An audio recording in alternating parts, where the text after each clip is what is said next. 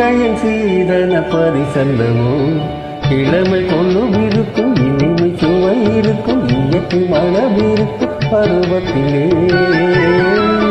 பெண்ணில்லாத சுகம் இல்லை உலகத்திலே